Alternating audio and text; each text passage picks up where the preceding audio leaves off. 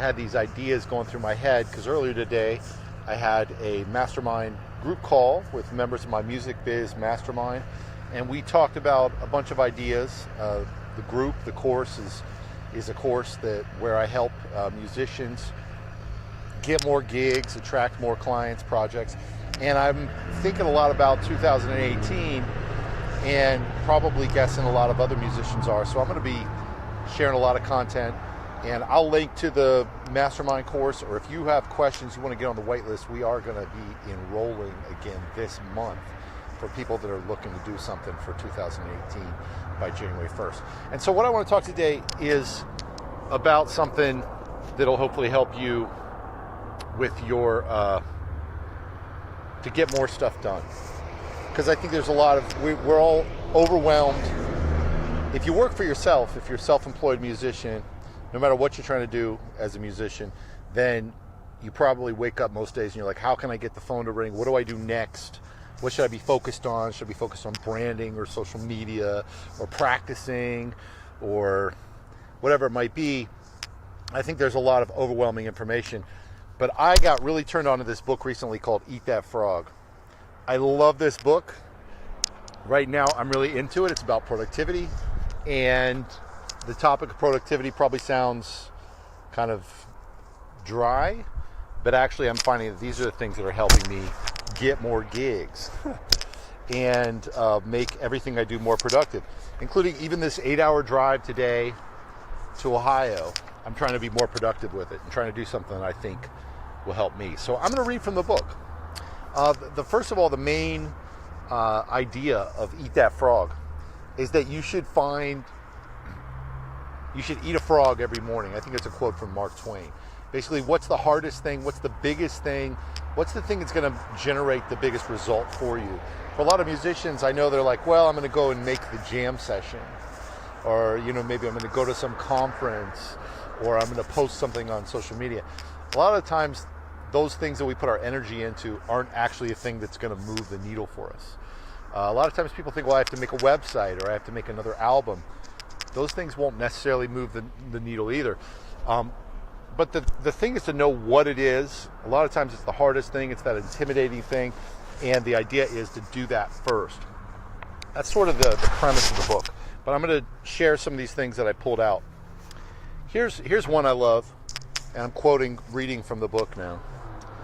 A major reason for procrastination and lack of motivation is vagueness, confusion, and fuzzy-mindedness about what you are trying to do and in what order and for what reason. You must avoid this common condition with all your strength. Interesting language. By striving for ever greater clarity in your goals and tasks. I can totally relate to this. It's what I was just talking about. We feel overwhelmed. We don't know what we're doing. We don't have a plan. We haven't written it down. We haven't figured out what are our top goals and what is a timeline for accomplishing those goals. All right. Here's the next one. Okay, so it's basically 80-20 rule. The 80-20 rule shows up all the time in a lot of ways, but what he's talking about right now is that there's probably 10 to 20% of things that you could do that'll generate 80% of the results that you're looking to achieve. So what he recommends in this book is to make a list of all the key goals, activities, projects, and responsibility in your life today. And decide which of them is or could be in the top 10 or 20% of tasks that represent or could represent 80 to 90% of your results. So make a list of all the things that you think you should be doing, and then vet that list and decide which of these is going to create the biggest results. Find the number one thing. Then find the second thing, and then find the third thing, and only do those three things. I love this book. I know I'm a nerd, but I love it. All right. Number 3 from Eat That Frog. For musicians, this could pertain to, if you're practicing too, if you want to get better as a musician, this pertains to that too. I know Marcy's here, so this is, for Minnie and Ella, Jordan sisters at Berkeley right now, maybe they're not thinking about their music career. Maybe they're thinking of they just want to be ninja fiddle players. Well, this applies to that too. Right? Right, Marcy? Okay, so this is all about saying no to something. So basically make a list of the things that you could zero off your list. Examine each of your personal and work activities based on your current situation. Select at least one activity to abandon immediately or to defer, to put off until the more important things are done. All the advice out there about how you're going to get what you want in your business, in your music career, and I think, frankly, to be a better musician, I'm loving this stuff right now. Okay, I like this. This actually is a pain point for me. Resolve today to clean up your desk and office completely so you feel effective, efficient, and ready to get going each time you sit down to work. I love that one. I struggle with that. And here's the last note, 2 more tips from Eat That Frog. Set deadlines and sub-deadlines on every task and activity. So write out each step of a project. So if it's like, if you want to book a tour next September, which I'm in the middle of booking a tour next September to go back to Europe. I've been doing it every year for the last few years. You can't just put that on your list, book a tour next September. You have to put all the steps down. And then not only do you have to put all the steps down, but you have to put by when are you going to do each of those things. If you're going to make $2,000 extra this month getting gigs on New Year's Eve and around the holidays, which I think is a great opportunity for musicians, and you still have a chance to do that this month right now, and that might be worth you doing to get an extra 1K or 2K, then you gotta itemize that list and set the deadlines. Here's how I would do that. By the way, this is taking a little bit of a detour, but this is what I help my clients with. So it's not like sexy stuff, right? It's not like push a button and make an Instagram post or something. It's you make a list of people who have hired you before. You make a list of people who who might recommend you for other work, and then you contact each one of them. And you just let them know, I'm available this month for New Year's Eve, I'm available for holiday work, here's the 3 or 4 different things I can do. Do you have a need for this, or do you know anybody else that does? And are you looking? Could you let me know either way? No pressure, thanks very much for your consideration. Or something like that. You tweak that a little bit. But that's basically it. You want to make an extra 1,500, 2K this month, that's what you got to do. Make a list of all the people who might need your help performing, teaching, arranging, composing, producing, whatever it might be. You offer your service to them from a sincere desire to help them. And that project you could timeline in the next 2 days. So first you got to make your list. You should take 20 minutes to make your list, maybe a half an hour.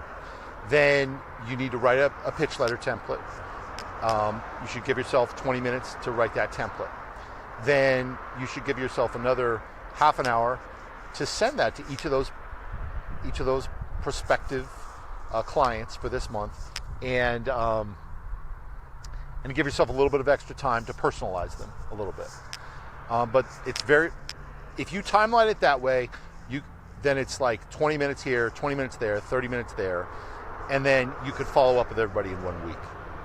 And if you do that, most musicians I know, even the Jordan sisters, sorry if I'm talking about you Jordan sisters, but even if, even though you're in college, you could get that money. You could get those gigs, you could get that extra income this month still. This is a really timely opportunity to do it. All right, so that's just an example. And again, you could do the same thing if you're just trying to get better as a musician too, which, by the way, the whole reason that I started doing music biz consulting and not siloing it is because it goes together, in my opinion. Because if you get gigs, then you have to practice for those gigs, and it makes you a better musician. So I used to be shy about saying, let's talk about music business, because it's, everybody's like, oh, real musicians don't have to talk. Now I'm not shy about it anymore. I'm not shy about it anymore. If you want to get better as a musician, one of the best ways to do that is by getting gigs and getting projects. And you should be paid to do those projects. That's going to sustain you. It's going to pay you for time to develop your work more, and you're going to make an impact with what you're doing, and you're going to get feedback from people. It's going to create accountability.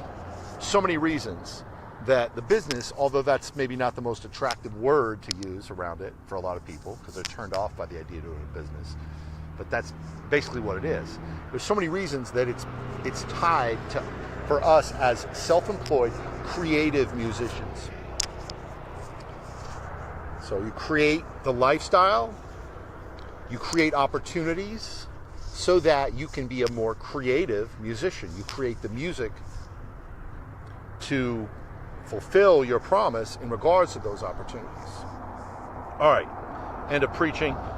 So the setting deadlines and sub-deadlines on every task and activity, what we're talking about, relates to this idea that I heard somewhere else, but it really relates, that I believe was called Parkinson's Law.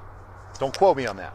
But the idea is that the amount of work that you do expands to fit the time that you set to do the work. And so that means if you leave yourself a whole afternoon to practice, then you'll take all afternoon to practice. Or if you leave all night to make your pitch letters or make your video, your marketing materials, whatever it might be, then it'll take all night. But if you set a half an hour, you might get it done in a half an hour. So set smaller chunks of time and try to get that thing done at that specific time.